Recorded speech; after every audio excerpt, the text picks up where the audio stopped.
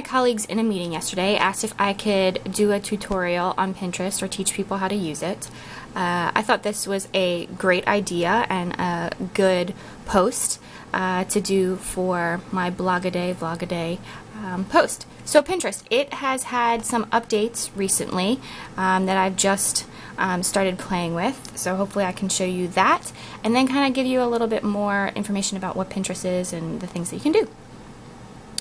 So Pinterest, it's basically like this giant file storing, board placing application if you're using apps and things, but also it's on the web, and you can pin things from any source that's on the web to a board, and you can do that in a number of ways. A lot of websites and things will have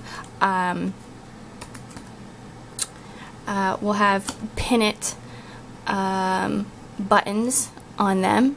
I'm not sure if this one does, but I think they might. We'll find one that does. And they do that so that you can very easily pin stuff to sites, not to the sites, to your site, to your Pinterest boards. So right here, you'll see that in the corner, if you hover over on pages, they have the ability to put, pin it up here. Some people will have it down in like the read more section, stuff like that. If you are on a site that doesn't have a pin it button, you can always go down to this little button in the corner. They changed this recently. It used to be up here. So they changed it recently, and it's down here. When you click on it, it allows you to upload a pin. You can either add from a website, create a board, or upload a pin is if you want to upload a specific picture. That is your content alone. It doesn't take you to a separate website. I don't use that one very much. I usually stick with the add from a website. And then it takes you to here. You would then put in your web address, and it will then pull the pictures that are available from that site so that you can pin. When that happens, you click on whatever image that you want to use, and I have Butler's Orchard here. And you can click pin it, and then it'll take you to pick a board. You'll then want to pick whatever board that you want to add this to. I have tons and tons of boards, and you'll want to write a description. You can choose to post it to Twitter or post it to Facebook. It's kind of up to you, and then you just click pin it. If you're doing this from an iPad, I'll do the iPad tutorial or information after I've done the web version. We're going to look at board. So this is my board. It will show your location that you put, any blog address if you have one, if you have a website. If you're verified, you can add your Twitter and you can add your Facebook, and you can attach whether or not you want to have them share with those social media. If you don't want to, you don't have to. You have the settings icon, which is right up here. You get to select your profile picture. You, in the corner on your main profile page, you'll see the last pins that you made. And then you have your board, and you can organize that however you want. I have mine organized in a specific manner that relates to my blog. So I try to have the topics that I use on my blog up top, and then it goes down basically in alphabetical order based off of things that I feel are the topics. You can choose whatever topics you want. You can add people or share your board with others so that they can post to it as well.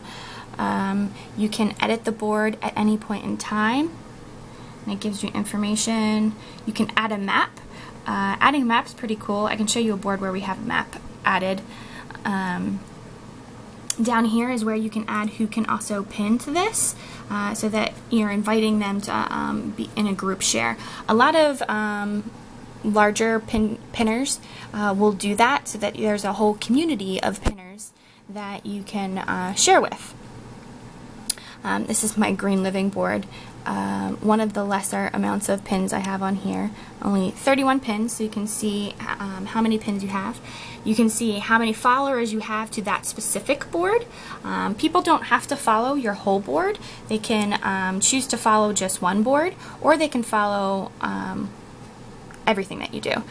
So here you'll see that I have about 600 or so following, and I have 619 followers, but when it comes to specific boards, I may have more than that. Those are just the people that are following my entire account. For my one Res Life board, I have 486 followers, and not all of them follow all of my boards. So it kind of has flexibility of who you follow, what you want to follow. You don't have to follow everything. It works pretty much like in a feed system on the main site. So all the people that you follow come through on your feed, and you can check out what they're pinning and where they're pinning it to. On the side, you can invite friends. You can find people that may have currently joined, and you can very easily follow them. You can also search. They've just updated their search abilities, which is kind of cool. So you have all these topics over here that you can search from, and then you have this area where you can type in whatever you want to type in, whatever you're searching for, and it will pull up different types of things. So I typed in my name, and it pulls up the people with that name. And then it'll also pull up boards that have that associated with it, and specific pins. So if I do crafts, you see that these are the pins that have crafts listed. These are the boards for crafting, and these are pinners. And the more detailed you are, the more things will come up. So if you're looking specifically for SpongeBob SquarePants door decoration, you can look that up and hit enter, and something will come up. What's cool is if you don't hit enter, you can always click on the top here where it says Pinners Crafts, and it'll take you to all the people that are listed with crafts. So you don't have to just pick one of those that are listed in that category. This is a plethora of people, some of which I believe I follow, that are here on the main page, and you can see how it's organized: all pins, your pins, pinners. So it's really a huge, intricate organization tool for things that you're interested in, recipes, all of that stuff. I pin a lot. And I follow a lot of people as well. I've become a little bit more picky, but at the beginning I pinned and followed a lot more. It also will tell you if you've already repinned something. I don't know if I can pull up an instance where that has happened, but I will show you how to actually pin something that's come through your feed. So you have whatever you find interesting that you want to pin. This specifically was Get Out of the Heat Josephine House in Austin. I think they were talking about a cafe that you could go to. So what you want to do is you want to click pin it. If you don't want to pin it, you don't have to. You can just like it, or you can visit the site that is attached to this pin if there is one.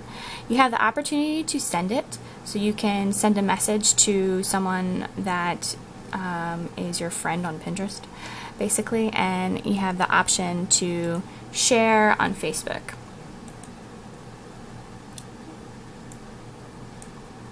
So when you pin it, what comes up again is this similar board. This time you don't have to fill in the description, but you do have to go through and select what board you want to use, and you can pin that wherever you feel necessary.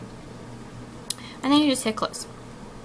It's pretty simple and easy to do.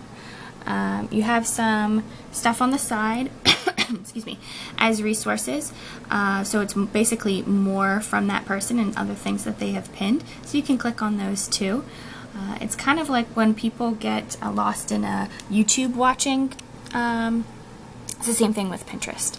And then it'll also list the board that this was posted to from the pinner. So this was Sugar and Charm posting for the home, or her board for the home. And you can see a bunch of other things that have also been posted in that board.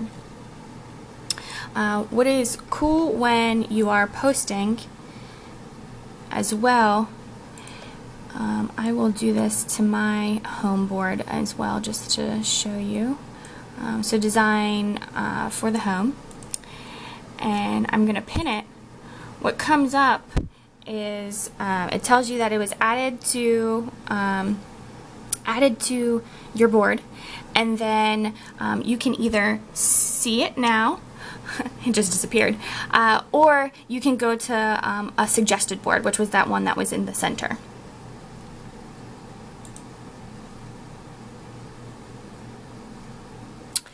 You can also get your account verified, which I have done, which is the check mark here, and you have to sign up for Pinterest Business, which is basically like if you're a blogger or you do other things on the web, you can sign up as a business account, and it just verifies that your website address is real and accurate and that you use it on a regular basis. And then it also provides you some really cool analytics and stuff that you can do. The regular account is fine and dandy for everyone. You don't have to do it if you have a blog. Over here you can see some statistics. I have 71 boards, how many pins that I've done, and how many likes that I've personally done. So your profile is your profile, basically. You really just gotta play with it. There is a little question mark down here where you can ask questions. So that does have a little bit of about stuff, blog information, about businesses, developers, if you want to remove yourself, privacy, all of those things. Up here you can see any things that have happened up here, so when people send you messages, up here I get when people have repinned my pins, I get notifications, and those will be in this area here.